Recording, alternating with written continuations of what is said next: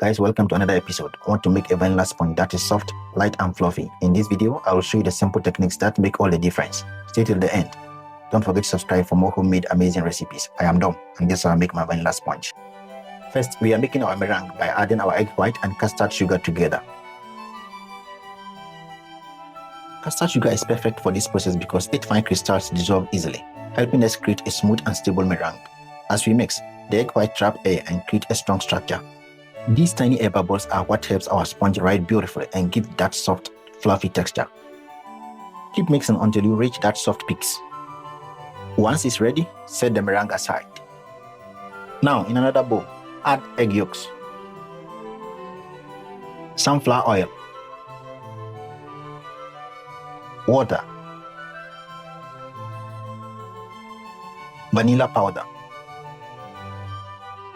baking powder, and a pinch of salt. Egg yolk add richness and softness. Sunflower oil keeps the sponge moist. Water lightens the batter. Vanilla powder adds flavor, and baking powder helps the sponge rise.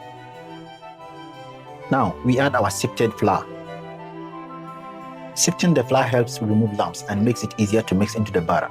Combine gently until you no longer see dry flour. Avoid overmixing because too much mixing can develop the gluten and makes the sponge heavier instead of soft and airy.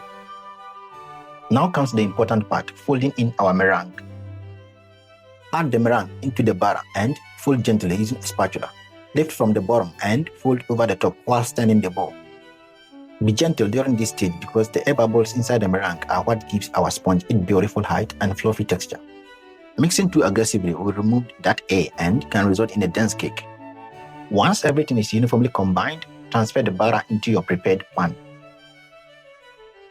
Now, in a preheated oven, bake at 160 degrees for 25 to 30 minutes, or until a skewer inserted into the center comes out clean.